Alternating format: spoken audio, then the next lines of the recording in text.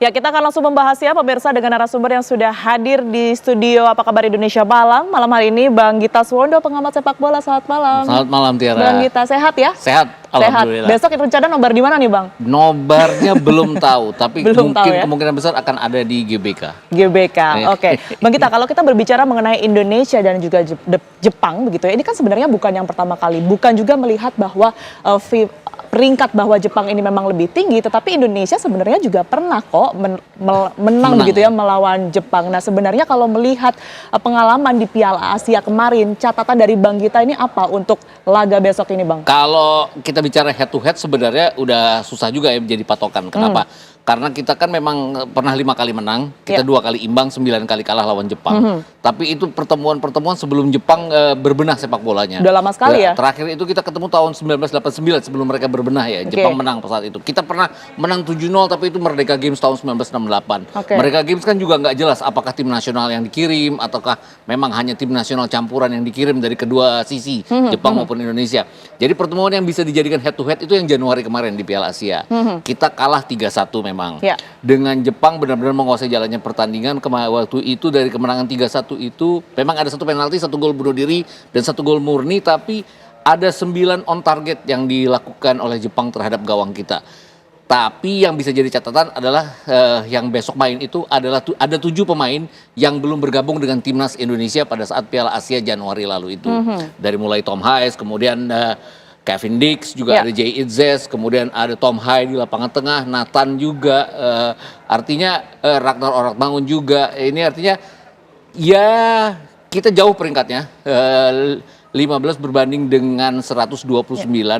Tapi kalau kita bicara bagaimana penyelamatan Martin Paes dalam 4 pertandingan laga kualifikasi, di mana dia banyak sekali melakukan penyelamatan, siapa tahu dia benar-benar luar biasa dalam melakukan penyelamatan. Saya nggak yakin bahwa kita akan bisa mengimbangi di lapangan tengah maupun depan, tapi di belakang kita punya kekuatan. Oke, ada pemain-pemain yang pada saat Piala Asia kemarin bermain, tapi malam ini tidak, atau sebaliknya begitu ya, betul. Bang Gita ya. Tetapi kan untuk Jepang juga demikian, Bang. Iya, betul. Ayase Ueda yang kemarin bahkan mencetak gol Indonesia di bulan Januari ya, di bulan Januari tidak hadir besok. Nah, ini akan berpengaruh atau bisa menjadi peluang tidak untuk Indonesia? Berpengaruh sih mungkin ya, tapi permasalahannya adalah gini, mereka tuh punya pola 3-6-1. Bayangkan sebuah tim yang bukan dari tim Eropa bisa memainkan pola 3-6-1 dengan Ueda di depan, kemudian 3 center back, dan kemudian 2 sayap dan 4 midfield. 4 midfield itu 1 gelandang bertahan dan 3 gelandang serang. Jadi ini benar-benar kekuatan lapangan tengah yang luar biasa dari Jepang. Ini yang benar-benar harus kita waspadai. Dalam 4 pertandingan yang sudah dilakukan Jepang, itu mereka membukukan masing-masing 12 shot on target ke gawang China. Mereka menang 7-0, 12 on target ke gawang Bahrain, mereka menang 5-0, hanya 3 shot on target ke gawang Arab Saudi, mereka menang 2-0, dan terakhir memang mereka agak dibekukan oleh Australia dengan 3 shot on target. Mereka bahkan tidak mencetak gol murni, mereka hanya mendapatkan dari gol bunuh diri yang menyamakan kedudukan. Tapi intinya adalah kita harus bermain seperti Australia pada saat mereka menahan imbang Jepang bulan Oktober lalu. Oke, baik. Bagi kita tahan terlebih dahulu, ini sudah bergabung bersama kami juga Ilham Jayakusuma yang juga merupakan ex-timnas Indonesia melalui sambungan Zoom. Selamat malam Bang Ilham. Selamat malam, Assalamualaikum warahmatullahi wabarakatuh. Waalaikumsalam, terima kasih Bang sudah bergabung bersama kami. Bang, mungkin saya langsung sapa saja ke Anda begitu ya. Ini kalau dilihat kan Bang Ilham juga pernah ada di posisi yang sama dengan teman-teman yang besok akan berlaga begitu ya di hari Jumat. Nah, kalau melihat karakteristik pemain Jepang dan kemudian juga bagaimana kepercayaan diri timnas kita, ini seperti apa Bang Anda melihatnya? Ya, saya pikir seperti saat ini timnas kita ya sangat-sangat jauh berbeda ya. Yang saya rasakan, saya pernah nonton kemarin terakhir lawan Australia. Ya bagus sekali, rapi sekali. Yang penting ketika nanti lawan Jepang, ya tadi kita harus konsentrasi, jaga kedalaman, tidak perlu terburu-buru, bermain seperti biasa, itu aja sih. Ini saya. Baik, kesiapan. Jadi Jepang saya rasa ya bisa juga kita redam di sini. Baik, tapi kalau melihat lagi-lagi Bang, ini berkaitan dengan peringkat Jepang di FIFA ini kan juga lumayan jauh begitu ya. Apa sih yang harusnya dilakukan oleh timnas kita untuk paling tidak siap secara mental terlebih dahulu begitu, mengingat terlebih juga kita tuan rumah di sini? Iya, yang saya tadi bicarakan, saya pikir ya ketika kita lawan Australia ya, kita cukup jauh perbedaan. Tapi kita bisa lakukan ya tadi. Kita harus konsentrasi menit awal, ya kan, terus juga ikutin instruksi pelatih. Setelah itu ya itu tadi bermain sabar dan jaga kedalaman. Tidak perlu kita tahulah timnas Jepang sudah pernah beberapa kali ikut Piala Dunia. Ya. Jadi saya rasa mungkin pelatih Sintayong juga sudah punya strategi sendiri, begitu. Nah, itu dia berbicara mengenai strategi Bang Gita. Anda membacanya akan seperti apa? Taktik apa yang dimainkan? Apakah kita akan bertahan begitu ya atau justru menyerang sebagai tuan rumah begitu ya? Kalau ngelihat komposisi yang kita punya sekarang Ya. dengan Kevin Dix baru bergabung, ini kan pemain yang bisa bermain sebagai bek kanan, bisa bermain sebagai center back, bisa bermain sebagai gelandang bertahan ya. Artinya dia punya kemampuan yang luar biasa. Sayang juga kalau kita bertahan. Tapi intinya adalah bagaimana kita balance antara bertahan dan menyerang. Kita kan sudah main 4 kali pertandingan, 3 draw, 1 kalah dari kualifikasi putaran ketiga Piala Dunia ini. Dari 8 babak yang sudah kita mainkan itu tidak pernah kita dalam satu pertandingan 2 babak kita benar-benar bermain bagus. Yang paling bagus adalah pada saat babak pertama melawan Arab Saudi, di mana kita leading pada saat itu. Kemudian babak kedua melawan China, di mana pada saat itu kita mengejar ketertinggalan dari 0-2, bisa memperkecil ketinggalan menjadi 1-2 dengan kita menguasai jalannya pertandingan. Pertanyaannya, bisa nggak kita melakukan itu terhadap Jepang? Agak sulit mungkin, tapi bagaimana kita mencuri kesempatan untuk mencetak gol, ini yang harus kita lakukan. Dan sejauh 8 pertandingan yang sudah kita lakukan, itu kan kita tidak punya kemampuan untuk killing the game. Artinya lini depan kita tuh yang benar-benar kadang-kadang punya peluang, kadang-kadang kita bagus masuk sepertiga lapangan pertandingan, tapi pada saat finishing itu yang kita kurang. Ini yang harus kita benar-benar perbaiki. Artinya 1 peluang, 1 gol benar-benar harus kita hadapi melawan Jepang ini. Kita pernah melakukannya pada saat kita kalah 1-3 dari Jepang. Itu ada peluang dari lemparan ke dalam yang kita lakukan dengan baik. Lawan China juga lemparan ke dalam Pratama Arhan yang kemudian diteruskan oleh Tom Hai dari kemelut di kotak penaltinya China. Itu yang harus sering kita lakukan dalam pertandingan besok. Kita bukan cuma punya Pratama Arhan sekarang, Kevin Dix juga punya kemampuan untuk lemparan ke dalam yang jauh. Ini yang harus dimanfaatkan. Baik, terima kasih Bang. Kita nanti juga akan dalami seperti apa kemudian ini kesiapan selain juga mental yang tadi sudah dibahas begitu ya oleh Bang Ilham. Tapi kita jeda terlebih dahulu, tetaplah bersama kami di Apa Kabar Indonesia Malam. Anda kembali di Apa Kabar Indonesia Malam, pemirsa, dan saya akan langsung ke Bang Ilham.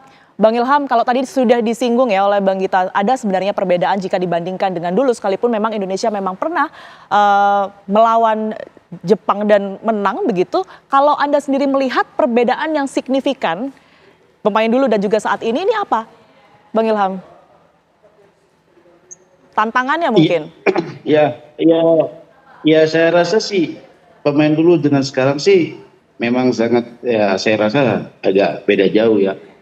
Yang saya rasa sekarang memang pemain-pemain timnas sekarang usia muda, terus memang bermain di luar Indonesia itu satu keuntungan buat mereka, ya kan. Jadi saya rasa mental yang nanti berbicara ketika nanti berhadapan dengan Jepang. Jadi saya rasa faktor tuan rumah juga bisa, mudah-mudahan bisa memberikan yang terbaik buat timnas sendiri, itu aja sih. Oke, selain mental Bang, tadi kita di segmen sebelumnya sudah mendengar seperti apa kemudian ini masukan-masukan dari Bang Ilham berkaitan dengan kesiapan secara psikologis begitu. Apa hal lain yang harus dipersiapkan ini, setidaknya mungkin secara fisik, secara taktik oleh timnas kita? Ya, saya rasa untuk taktik dan strateginya sudah mungkin diberikan ya dari pelatih kepala Sintayong. Sekali lagi ya ini tadi ya saya rasa persiapan mental, itu aja, mental ketika kita bermain tuan rumah disaksikan hampir 70-80 ribu penonton, ya kan. Jadi itu yang harus diberikan, bermain dengan kerja keras, ngotot, terus ya jangan sampai kesalahan-kesalahan errorman yang pasing-pasing, yang dasar-dasar yang tidak perlu terjadi. ketika lawan Australia itu aja sih. Baik, saya ke Bang Gita. Bang Gita, tadi kita berbicara mengenai seperti apa kemungkinan taktik atau strategi yang dikeluarkan oleh Coach Sinteyong begitu ya. Kalau kita berbicara mengenai Kevin Dix ini kan sebenarnya bisa di mana saja begitu ya Bang. Bisa di gelandang bertahan, bek kanan, bek kiri begitu. Tapi kalau Anda melihat nantinya akan ditempatkan di mana? Idealnya karena Miss Hilgers nggak main ya, kemungkinan dia akan bermain di center back, salah satu dari 3 center back. Artinya Idzes akan di tengah, Rizky Ridho mungkin di kiri, dan Kevin Dix akan di kanan. Tapi idealnya juga dia bisa bermain sebagai bek kanan. Ini karena center back, kenapa? Karena tidak ada Miss Hilgers. Nah, mungkin bek kanannya akan jadi milik Jakob Sayuri ya. Tapi intinya adalah kemampuan dari Kevin Dix untuk maju ke depan dan cetak gol. Sejauh ini kan dia sudah bikin 4 gol ya di musim ini. Ini artinya ini seorang pemain yang punya kemampuan mencetak gol dengan sangat baik. Kemudian kalau kita bicara Jepang dengan sebagian banyak pemainnya yang bermain di Eropa. Kemarin kan pada saat mereka terbang ke sini ada 6 pemain yang harus kembali ke Jepang karena pesawat mereka mengalami kerusakan. Itu 6 pemain lokal, artinya 17 lainnya kan dari Eropa. Kita kan juga pemain-pemain kita dari Eropa, walaupun levelnya mungkin beda. Yang sudah bermain di Liga Eropa kan hanya Miss Hilgers, kemudian bermain di Liga Champions Kevin Dix, kemudian Jay Izzes yang sudah bermain di Serie A. Tapi kita bicara Jepang kan jauh lebih banyak lagi. Jadi saya pikir strateginya adalah bagaimana berupaya mungkin untuk tidak kehilangan bola dan untuk menguasai lapangan tengah, walaupun akan sangat sulit karena yakin dari seluruh 4 pertandingan yang sudah dimainkan Jepang, lapangan tengah itu selalu jadi milik mereka. Tapi kalau saya lihat dari catatan statistik, ada satu bukan cacat ya sebenarnya, agak kekurangan Jepang adalah mereka sering melakukan pelanggaran. Mereka 20 kali melakukan pelanggaran pada saat melawan China, tapi tidak ada satu kartu kuning pun. Artinya pelanggaran itu benar-benar soft, punya disiplin untuk tidak melakukan pelanggaran yang kedua. Juga pada saat melawan Bahrain, mereka ada 12 kali pelanggaran, jauh lebih banyak dari Bahrain. Melawan Arab Saudi juga, dan terakhir melawan Australia juga. Tapi mereka benar-benar disiplin pada saat telah melakukan pelanggaran, mereka disiplin kembali untuk bermain seperti biasa. Ini yang harus kita manfaatkan, pelanggaran mereka sebanyak mungkin untuk agak merusak permainan mereka. Mungkin agak riskan, tapi itu saya rasa strategi yang mungkin bisa berhasil kalau kita ingin mengimbangi Jepang Salah di satu lapangan strategi tengah. ya. Oke, tadi sudah disinggung juga bahwa ada nama-nama yang mungkin diprediksi akan bisa menggantikan Miss Hilgers gitu ya. Tapi kalau dilihat ketidakhadiran dari Miss Hilgers sendiri ini berpengaruh tidak sih? Sisi lain, Miss Hilgers waktu melawan China kan agak cedera juga dia ya. Jadi dia tidak dalam permainan terbaiknya, kemudian dia diganti di babak kedua. Tapi melawan Bahrain dia luar biasa. Ini artinya mungkin ada kekurangan kita, ada ketimpangan kita pada saat tidak ada Hilgers. Tapi adanya Kevin Dix juga akan memperbaiki itu. Kemudian kita masih punya Hubner pada saat plannya tidak jalan. Salah satu dari Rizky Ridho, Jay Izzes ataupun Kevin Dix bisa diganti dengan Hubner. Walaupun riskan ya kalau melihat emosinya Hubner pada saat pertandingan memasuki masa-masa krusial ini yang sering dia tidak bisa tahan emosi. Itu yang harus dia tahan jadinya. Jadi gantinya Hilgers nanti kemungkinan besar akan siapa Bang? Karena Kevin tadi kan Dix sudah disebut kayaknya ya. Kevin Dix ya. Bagaimana Rizky Ridho? Rizky Ridho akan di kiri, Jay Izzes akan di center back tengah. Oke, tapi kembali lagi kalau tadi kita sudah membahas mengenai bagaimana kesiapan timnas kita gitu ya bersama juga dengan Bang Ilham. Kalau Anda sendiri melihat kesiapan kita dengan itu tadi ya data-data bahwa Jepang sendiri posisinya ini masih ada di ranking tertinggi FIFA, begitu pula juga diimbangi dengan kita bisa saja cukup percaya diri karena saat ini tuan rumah begitu. Seperti apa? Kita sebenarnya kalau masalah mental yang sering digadang-gadang orang bahwa kita harus punya mindset untuk menang melawan Jepang. Ini pemain-pemain kita sekarang kan banyak yang bermain di Eropa. Mindset mereka pasti oke. Kalaupun mereka kalah, ya mereka memang kalah kualitas itu aja. Jadi saya nggak yakin bahwa mental akan membuat mereka kalah. Mentalnya sih sudah ada. Cuman persoalannya adalah secara level di klubnya Jepang tuh kan Mitoma mainnya di Brighton Premier League, kemudian Endo mainnya di Liverpool, kapten Jepang itu juga Premier League, kemudian ada yang di Freiburg, kemudian seperti Minamino dia bermain di Liga Perancis di Monaco.